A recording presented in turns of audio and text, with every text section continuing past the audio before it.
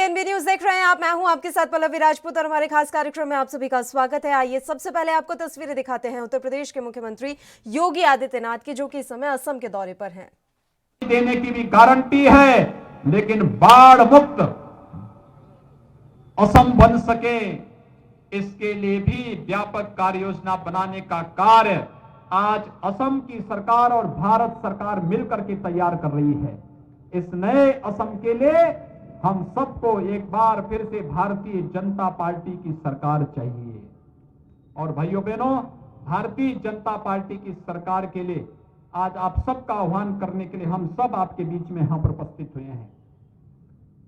यह सब में भारतीय जनता पार्टी की सरकार इसलिए भी चाहिए जिससे असम देश के अंदर डबल इंजन की सरकार की तर्ज पर विकास की मुख्य धारा के साथ जुड़ सके। विकास की पहिए को जो 5 वर्षों के अंदर तेजी के साथ भारतीय जनता पार्टी नेतृत्व की सरकार ने असम के अंदर आगे बढ़ाया है, ये कार्यक्रम तेजी के साथ आगे बढ़ सके, उस प्रक्रिया का हिस्सा बनने के लिए आज हम सब आपके बीच में यहां पर उपस्थित हुए हैं। मैं आप सबका आह्वान करूंगा, असम के अंदर भारतीय जनता पार्टी की सरकार दीजिए। भारतीय जनता पार्टी आपको विकास देगी। भारतीय जनता पार्टी आपको विकास की मुख्य धारा के साथ जोड़ करके भारत के विकास की साक्षी बनाएगी।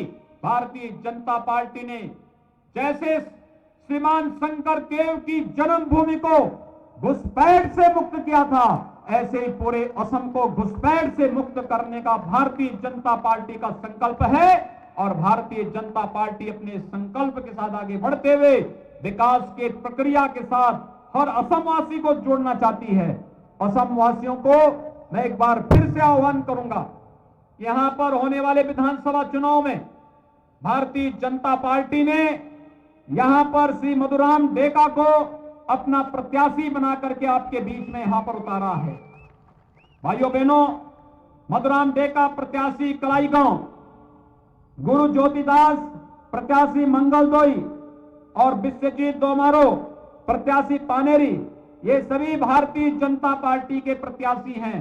कमल छाप पर भारतीय जनता पार्टी के इन प्रत्याशियों को भारी बहुमत से विजयी बनाने की अपील आप सबसे करते हुए आप सबका मैं आह्वान करूंगा, आप सभी दोनों हाथ अपना उठाइए।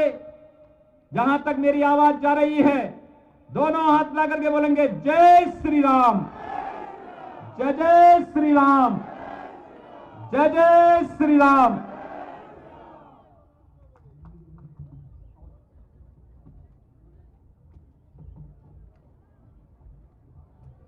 बोलो बोलो भारत।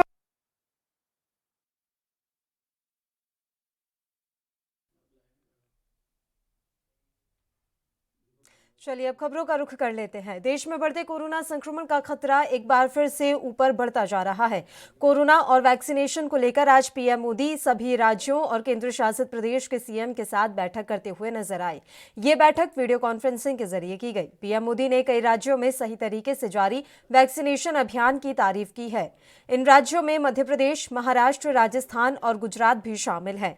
बैठक में छत्तीसगढ़ के सीएम भूपेश बघेल और बंगाल की सीएम ममता बनर्जी ने हिस्सा नहीं लिया। हालांकि ममता बनर्जी बंगाल में अपनी चुनावी रैलियां कर रही हैं। वहीं उत्तर प्रदेश के सीएम योगी आदित्यनाथ असम दौरे पर हैं, जिसके चलते वे भी इस बैठक में शामिल नहीं हो सके।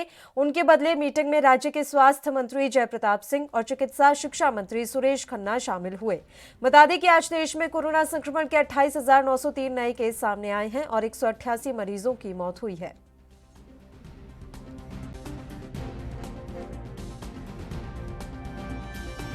ताकि नए केसेस की पहचान तुरंत हो सके, स्थानीय प्रशासन को माइक्रो कंटेनमेंट जोन बनाने की दिशा में हमें आग्रह करना चाहिए। वो वहीं पर काम तेजी से करें, हम बहुत तेजी से रोक पाएंगे, ताकि संक्रमण का दायरा फैलने से रोकने में वो मदद करेगा। वैक्सीन लगाने वाले केंद्रों की संख्या बढ़ाने की आवश्यकता है। वो प्राइवेट हो, सरकारी हो, जितना, जैसा आपने मैप देखा होगा, वो आपके लिए भी राज्यवार भी बनाया, वो शुरू में जो ग्रीन डॉट वाला बताया था, और देखने से ही पता चलता है बहुत सारे इलाके हैं कि जहां लाइट ग्रीन लग रहा है, मतलब कि हमारे वैक्सीनेशन सेंटर उतने नहीं है और या तो एक्टिव नहीं है।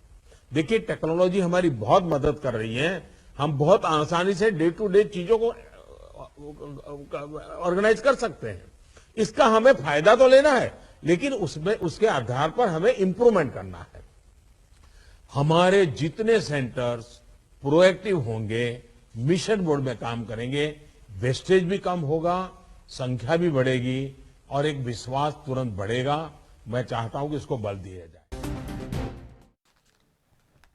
और इस खबर पर तमाम जानकारी देने के लिए इस समय हमारे संवाददाता मुंबई से मुरारी सिंह हमारे साथ लाइव जुड़ गए हैं। मुरारी, आपसे पूरी जानकारी चाहेंगे। आज महाराष्ट्र के सीएम भी प्रधानमंत्री के साथ वीडियो कॉन्फ्रेंसिंग के जरिए जुड़े और कोरोना को लेकर जो बैठक बुलाई गई थी उस पर चर्चा की गई।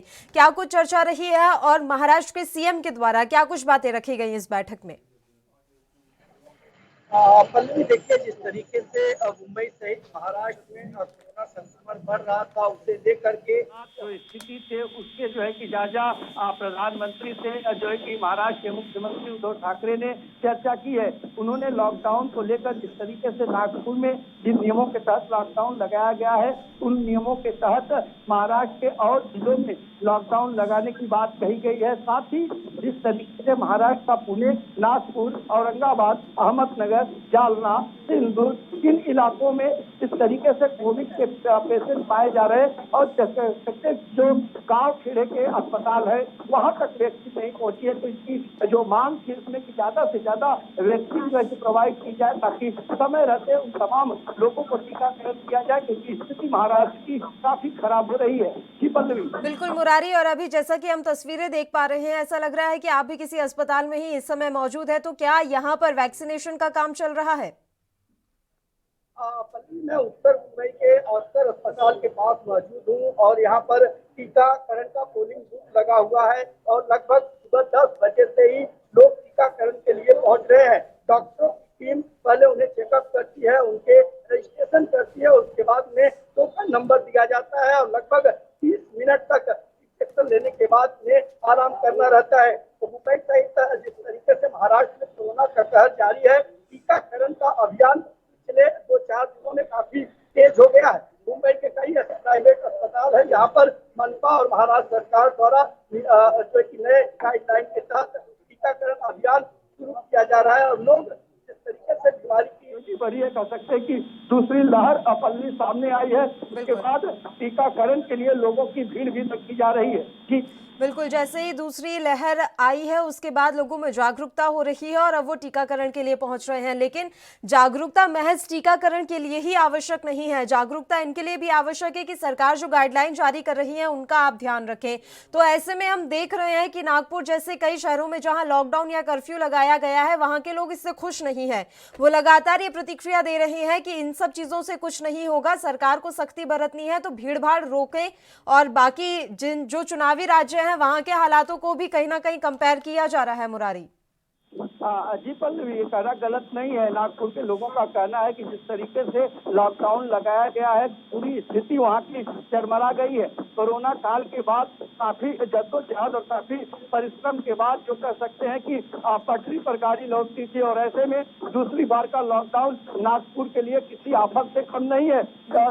24 घंटे के लॉकडाउन की बात करें तो स्टार्टिंग दौर में था कि 7 मार्केट को खोलने के लिए नई गाइडलाइन के लिए इस तरीके के आदेश जारी किए गए हैं, लेकिन जिस तरीके से आंकड़े वहां तक बढ़ते गए और स्वास्थ्य विभाग ने जो कुछ जानकारी महाराष्ट्र के मुख्यमंत्री उद्धव ठाकरे, स्वास्थ्य मंत्री राजेश टोपे और बीएमसी कमिश्नर चहल को दी, उसके बाद मानो की सरकारी यंत्रणा में खलबली मची और आनंद फानन में लॉकडाउन लगाना पड़ा। अब ऐसे में लॉकडाउन ही एकमात्र रास्ता है। लोगों की माने तो उनका कहना है कि सरकार लॉकडाउन न लगाने के सिवाय भीड़ भाड़ की जगहों पर रोक लगाए, सैनिटाइज, मास्क, हैंडवॉश के ऊपर ध्यान दे, होटल, रेस्टोरेंट, बार, शादी विवाह या फिर सांस्कृतिक या धार्मिक कार्यक्रम हो, ऐसे जगहों पर पाबंदी लगाए। लेकिन एक चीज आपको बता दें कि मुंबई की धड़कन कही जाने वाली लोकल ट्रेन की जब से शुरुआत हुई है तब से कोरोना की दूसरी लहर काफी तेजी से फैली है। जी, तो क्या यहाँ पर ये संभावनाएं जताई जा रही हैं कि एक बार फिर से लोकल को बंद किया जा सकता है, जैसा कि आपने जानकारी दी है?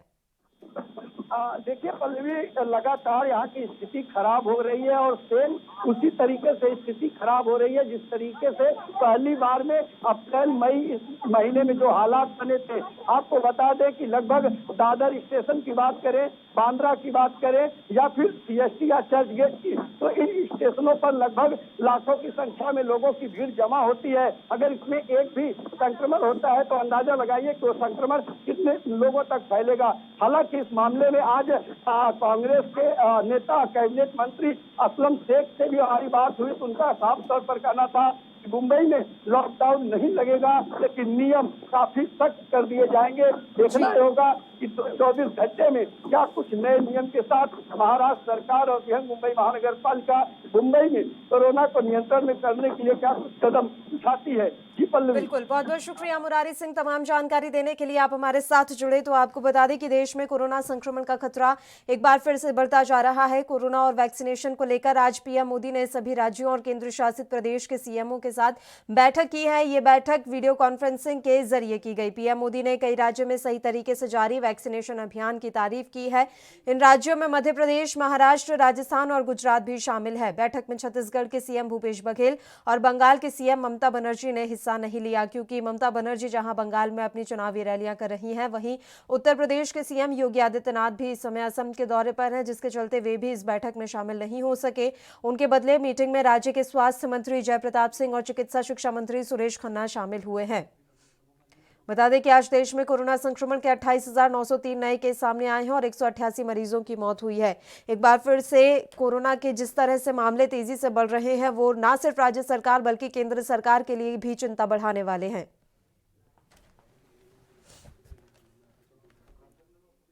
और मध्य प्रदेश से हमारे संवाददाता गणेश तिवारी समय लाइव जुड़े हैं इसी खबर पर तमाम जानकारी देने के लिए। गणेश, आपसे पूरी जानकारी चाहेंगे, मध्य प्रदेश में क्या कुछ स्थिति है इस समय कोरोना की? पल्लवी, मैं बता दूं कि मध्य प्रदेश में कोरोना के संक्रमण के मरीज जो है लगातार महाराष्ट्र की तर्ज पर मध्य प्रदेश में भी लगातार बढ़ रहे हैं और यही बात है कि प्रतिदिन लगातार आंकड़ों में बढ़ोतरी ही देखी गई है। और अगर आज की प्रेजेंट की बात करें तो कल रात की रिपोर्ट है उसमें मध्य प्रदेश की बात करें तो 817 पॉजिटिव केस सामने आए। अकेले इंदौर की बात करें तो 264 मामले इंदौर के, तो वहीं 196 मामले भोपाल से आए हैं। पल्लवी, अगर मैं आपको बता दूं कि कोरोना की वजह से लगातार बढ़ रहे मामलों की वजह से जो एक कयास लगाया जा रहा था कि मध्य प्रदेश में कहीं ना कहीं नाइट कर्फ्यू लगाया जाएगा, तो वही मध्य प्रदेश की औद्योगिक राजधानी कहे जाने वाले शहर इंदौर और भोपाल में नाइट कर्फ्यू का भी आज रात्रि 10 बजे से उद्घोष किया गया है। और वही अन्य जो 8 जिले हैं वहां पर भी हालांकि जो आपका जबलपुर, ग्वालियर, भिंड और रतलाम, मंदसौर ऐसे कुछ जिले हैं, इन 8 जिलों में भाई रात्रि को 10 बजे जो दुकानें हैं उन्हें बंद करने के लिए निर्देश दिया गया है। तो एक बार फिर इंदौर और भोपाल में नाइट कर्फ्यू कोरोना की वजह से कोरोना संक्रमण के लगातार बढ़ रहे मरीजों को लेकर एक बार नाइट कर्फ्यू लगाया गया है। जी बिल्कुल, मध्य प्रदेश भी उन राज्यों में शामिल है गणेश जहां पर कोरोना के केस लगातार तेजी से बढ़ रहे हैं। ऐसे में जैसा कि आपने जानकारी दी है कि नाइट कर्फ्यू का ऐलान अब सरकार की तरफ से किया जाने लगा है, इसके अलावा क्या कुछ सख्ती बरती जा रही है? क्योंकि भीड़भाड़ वाले इलाके अब साफ तौर पर आसानी से देखे जा रहे हैं, तो इस भीड़ को रोकने के लिए सरकार क्या सख्ती बरत रही है? पल्लवी, मैं बता दूं आपको कि भीड़ से रोकने के लिए जो सेलिब्रिटी जो शादी ब्याह है या फिर कोई भी धार्मिक आयोजन या ऐसी कोई भी क्रिएटिविटी है जहां पर भीड़ लगेगी, ऐसे सभी तमाम जो है आयोजन को किसी तरह से अनुमति नहीं दी गई है और सभी पर पाबंदी लगा दी गई है। वहीं पर शादी ब्याह की अगर बात करें तो वहां पर भी 200 लोगों को ही अनुमति दी गई है। साथ ही अगर बात करें प्रशासन की और स्वास्थ्य विभाग की टीमें लगातार यहाँ पर अब दिन में भी सक्रिय हो चुकी हैं। लगातार लोगों को मास्क पहनने के लिए जागरूक किया जा रहा है और जो लोग मास्क नहीं पहन रहे हैं उन पर चालानी कार्रवाई कर उन्हें दंड भी दिया जा रहा है।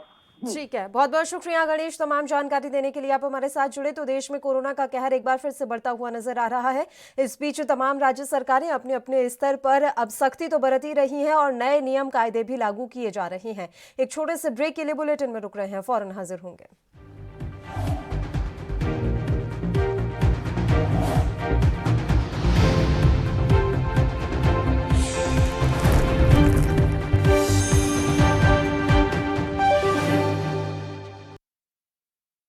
क्या आप दुबले पतले कमजोर हैं? आपकी सेहत नहीं बनती, भूख कम लगती है, वजन नहीं बढ़ता?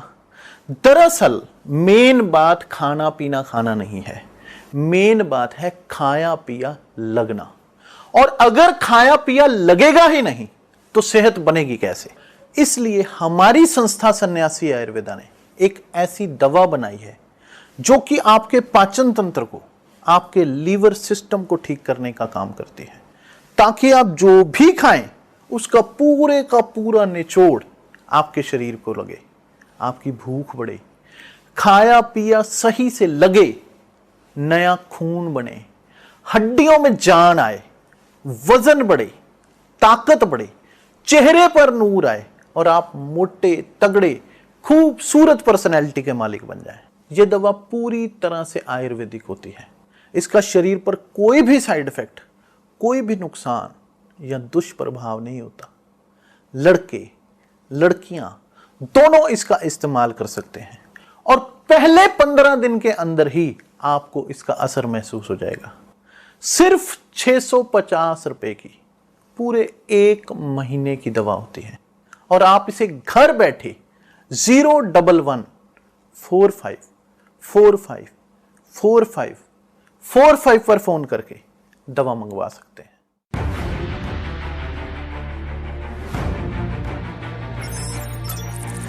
खबर चाहे सियासत की हो या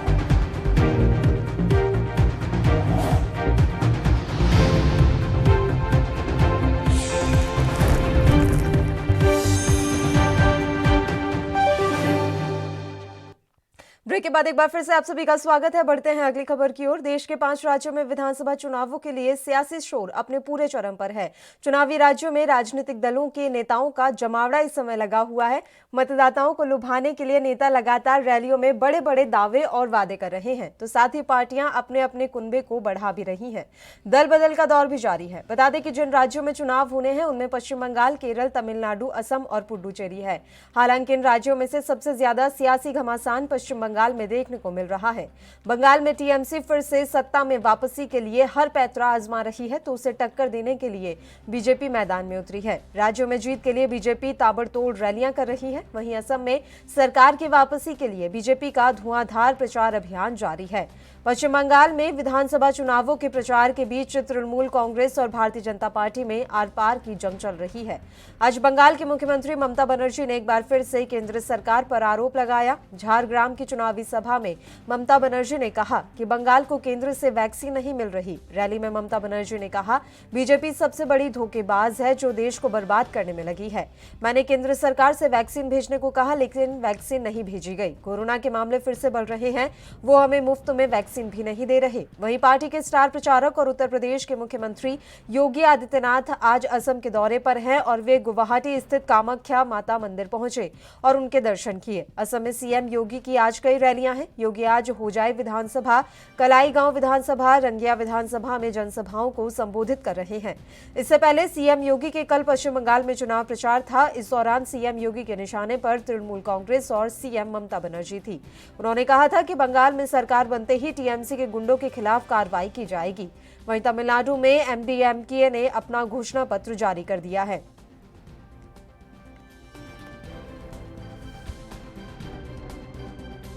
और बंगाल की धरती पर पैदा होने वाले डॉक्टर श्यामा प्रसाद मुखर्जी ने तब उद्घोष किया था, एक देश में 2 प्रधान, 2 निष्ठा और 2 विधान नहीं चलेंगे। डॉक्टर श्यामा प्रसाद मुखर्जी के सपने को साकार किया है प्रधानमंत्री मोदी जी ने और गृह मंत्री अमित शाह जी ने। कश्मीर में धारा 370 को समाप्त करके आतंकवाद की ताबूत पर अंतिम कील ठोकने का कार्य में किसी ने किया, प्रधानमंत्री मोदी जी ने किया है।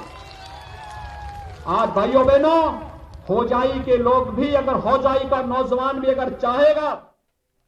और इस समय 2 मेहमान फोन लाइन पर हमारे साथ जुड़ गए हैं इस मसले पर चर्चा के लिए। डॉक्टर उमेद सिंह जो कि भारतीय जनता पार्टी से हैं, इनके अलावा डॉक्टर दयाशंकर सिंह जी जो कि टीएमसी से हैं। दोनों ही मेहमानों का स्वागत करती हूं एएनबी न्यूज पर। डॉक्टर सिंह, पहले आपके साथ शुरुआत कर लेते हैं। भारतीय जनता पार्टी पूरी कोशिश में लगी हुई है इस समय उमेद जी कि जैसे तैसे पश्चिम बंगाल में सरकार बना ली जाए। इन कोशिशों में कितने कामयाब होते हुए आप दिखाई दे रहे हैं अभी? पार्टी से जो है मैडम, सारे लोग जो चुनाव होता है जी, वो पूरे देश की जितनी पार्टियां होती हैं सबको जो है अपनी पूरी ताकत से चुनाव लड़ते हैं, उसमें कहीं डाउट नहीं है। लेकिन चुनाव जिताता कौन है? वो जनता होती है प्रदेश की। और बंगाल में प्रदेश की जनता ने देख चुका है एकदम कांग्रेस का, कम्युनिस्ट का और ममता दीदी का। आज लोगों से ऊब चुके हैं। आज पूरी तरह से भाजपा की सरकार के लिए पूरी बंगाल पूरी तरह से उत्साहित है। दिन गिन रही है जनता वहां की। जिस तरह से इन लोगों की हालत देखा है बंगाल में कि आज 10 सालों में एक ये इंडस्ट्री और रोजगार देने के नाम से आई थी और एक इंडस्ट्री का प्लान तक आज तक नहीं है। 10 साल में नहीं बता सकते कि कौन सा पॉइंट है। अच्छा उमेश जी, इन सब के इतर एक सवाल मुझे आपसे ये करना है। ममता बनर्जी ने बड़ा आरोप लगाया है, वो कह रहे हैं कि केंद्र सरकार तो हमें कोरोना की वैक्सीन भी नहीं दे रहे। ममता बनर्जी दीदी का आरोप बिल्कुल बेबुनियाद है। ये तो इंडिया का है, ये देश का है, वो तो हमको ही विदेशी घोषित कर देती है सारे भाजपाइयों को देश में रह के। जब वो इसी देश की कैबिनेट मंत्री, केंद्रीय मंत्री बनी थी, तब उनको शायद नहीं पता है कि वो विदेश की मंत्री बनी थी या देश की कैबिनेट केंद्रीय मंत्री थी है। तो उनका क्या बोलेंगे। अभी जैसे उन्होंने बोला वैक्सीन हमारे पूरी दुनिया के लोग जो है टकटकी लगाए, आज पूरा सम्मान आज पूरे देश की तरह देख रहे हैं। और 170 देशों को लोगों को किया, करीब 70 देशों में वैक्सीन हमारी पहुंच रही है। हमारे देश में बहुत तेजी से वैक्सीन लगाने की प्लान चल रही है, लग रही है, दिल्ली का कार्यक्रम है। लेकिन दीदी कब क्या बोलेंगे उनका कोई जवाब नहीं दे सकता हूं, क्योंकि वो केवल चुनाव के मूड में है। वो शाम को बोलती है कि मेरे ऊपर हमला हो गया, 4-5 लोग आके हमला किए और दूसरे दिन बदल जाते हैं बयान कि वो तो जो है वो दबाव में हमारी चोट लग गई। तो ममता दीदी का जवाब नहीं देना चाहता हूं। उनका जवाब देने के लिए बंगाल की जनता उत्साहित है। वो जो जवाब देगी आपको 2 मई को मिल जाएगा, वो पूरा देश देखेगा। ठीक है, डॉक्टर दयाशंकर सिंह जी का रुख कर लेते हैं। डॉक्टर सिंह, आपसे हम प्रतिक्रिया चाहेंगे। आखिर इतना बड़ा आरोप किस आधार पर लगाया गया ममता बनर्जी के द्वारा कि केंद्र के नरेंद्र मोदी सरकार के द्वारा राज्य में कोरोना की वैक्सीन भी नहीं भेजी जा रही, जबकि हमारे देश से तो अन्य देशों को सप्लाई की जा रही है कोरोना की वैक्सीन। देखिए, ये लोग सगुफा वाले लोग हैं। ये समय कहते कुछ और हैं, करते कुछ और हैं। यदि वैक्सीन ये लोग समय से देते तो ऐसे आरोप इनके ऊपर नहीं लगते। और रहा भेदभाव का, तो ये से बंगाल की जनता से शुरू से ही पता नहीं इनको क्या एलर्जी है। लोग ऐसा बर्ताव नहीं करते हैं जैसा करना चाहिए, क्योंकि इनकी वहाँ सरकार न बननी है, कभी ये लोग आने वाले हैं नहीं, तो किसी ना किसी तरह से जनता को ये लोग परेशान करने की कोशिश करते हैं। और आरोप ये जो है 100% सत्य है। और इन लोगों का जो रियल चेहरा है दीदी ने उजागर कर दिया है। और रही बात जनता की, तो देखिए देश की जनता कितनी अब जागरूक हो गई है। 7 सालों में देश का जो ये लोग हालत बना रखे हैं, नौजवान, महिला, किसान, अब तो देखिए बैंक वाले भी हड़ताल पे जा रहे हैं, कुछ दिन बाद LIC वाले जाएंगे। तो ये स्थिति खड़ी हो गई है। देश की आर्थिक व्यवस्था पे ये बात कर रहे थे, बेरोजगारी पे बात कर रहे थे। समझिए 23 से 24% इंडेक्स पे बेरोजगारी इंडेक्स पहुंचा दिए हैं ये लोग। देश की स्थिति बहुत चौपट हो गई है। अब इनको पूरे देश से जनता नकारने वाली है। ठीक है, उमेश सिंह जी, बेरोजगारी का मसला जोर शोर से उठाया जाता है TMC की तरफ से, और वो लगातार महंगाई और बेरोजगारी पर ही बात कर रहे हैं। मैंने बताया ना कि दयाशंकर सिंह जी को बहुत अच्छे वो हैं, बहुत अच्छे वक्ता हैं और बढ़िया बोलते हैं। लेकिन ठीक है, पूरी जानकारी नहीं होने के कारण वो नहीं बोल पा रहे हैं, या पार्टी में है, पार्टी के नाते उनको बोलना है। आज पूरा देश देख रहा है। मैंने पहले ही बताया कि आज अभी थोड़े दिन पहले की स्थिति देखिए, इसी वैक्सीन के ऊपर किस तरह से विपक्षियों ने कहा था कि मैं तो इसको नहीं लगवाऊंगा, इसको लगवाने के बाद क्या क्या हो जाएगा, ऐसे ऐसे शब्द का प्रयोग किया जा रहा था। आज वैक्सीन चाहिए, उसके ऊपर भी लेट हो रहा है। लेट करने का नतीजा किसके ऊपर था, किसकी जरिए से लेट हुआ है। और जब इनको लेट नहीं लगा, जब आज चुनाव में इनको वैक्सीन का जो पूरे देश में जा रहा है तो लेट लग रहा है। लेकिन इनको वो नहीं लेट लगा जब 6 हजार रुपए किसानों को दिया गया और उसको देने से इन्होंने किसानों को वंचित रखी। नहीं, उसके लिए तो वो ये कहते हैं ना कि हम आपसे ज्यादा दे रहे हैं अपने राज्य के किसानों को, हम आपसे ज्यादा मुआवजा देते हैं, हम आपसे ज्यादा उनकी हेल्प करते हैं। मैडम, कि अगर वो ये कहते हैं कि मैं आपसे ज्यादा दे रही हूँ, तो अगर मान लो वो 6,000 दे रही थी, केंद्र सरकार माननीय नरेंद्र मोदी जी की तरफ से, प्रधानमंत्री जी की तरफ से प्लान किया गया पूरे देश के किसानों के लिए, तो अगर ममता दीदी 6 के बजाय 12,000 दिया हो किसानों को तो अच्छी बात है। अगर 6,000 हमारा भी अगर भाजपा के सरकार का भी देते केंद्र के योजना का, तो शायद किसानों को 18,000 मिल जाता। तो क्या नुकसान हो जाता क्या किसानों का? क्यों नहीं दिया इन्होंने? ये क्या कारण है? ये क्या कहना है कि वो आपसे ज्यादा दे रहे हैं? ठीक है, आप प्रदेश से दे रहे हैं, सेंटर का जो गया उसको क्या किए, उसको क्यों नहीं दिया? उसके बाद आप 10 साल से पहले आपने वादा करके आए थे नवयुवकों के लिए बेरोजगारी का, उसके बाद आपने क्या किया? एक इंडस्ट्री लगाया हो, बता दीजिए 10 साल में। 10 साल में क्या हुआ? चलिए, बिल्कुल उमेद सिंह जी, हम तो यही उम्मीद करेंगे कि पश्चिम बंगाल की भलाई के लिए जो कुछ हो वो दोनों ही पार्टियों की तरफ से किया जाए और जो भी वादे दावे इस समय किए जा रहे हैं वो महज चुनावी ना रह जाए, उनका धरातल पर असर जरूर नजर आए। फिलहाल मैं आप दोनों मेहमानों का यहाँ शुक्रिया अदा करना चाहूंगी, तमाम चर्चा के लिए आप हमारे साथ जुड़े। अगली खबर का रुख कर लेते हैं। भारतीय वायुसेना का एक MiG-21 बाइसन विमान आज सुबह क्रैश हो गया। बताया जा रहा है कि ग्वालियर एयरबेस पर प्रशिक्षण के लिए रवाना होते समय लड़ाकू विमान दुर्घटना का शिकार हो गया। इस दुर्घटना में IAF ने ग्रुप कैप्टन ए गुप्ता को खो दिया। वायुसेना ने मामले की जांच के आदेश दे दिए हैं। भारतीय वायुसेना ने एक ट्वीट में कहा, IAF ने दुखद दुर्घटना में ग्रुप कैप्टन ए गुप्ता को खो दिया। IAF गहरी संवेदना व्यक्त करता है और उनके परिवार के साथ दृढ़ता से खड़ा हुआ है। दुर्घटना के कारणों का पता लगाने के लिए कोर्ट ऑफ इंक्वायरी का आदेश दिया गया है।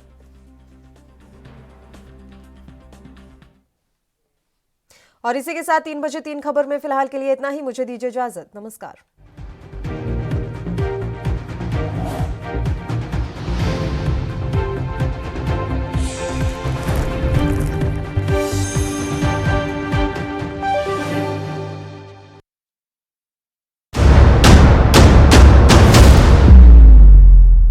हक की बात।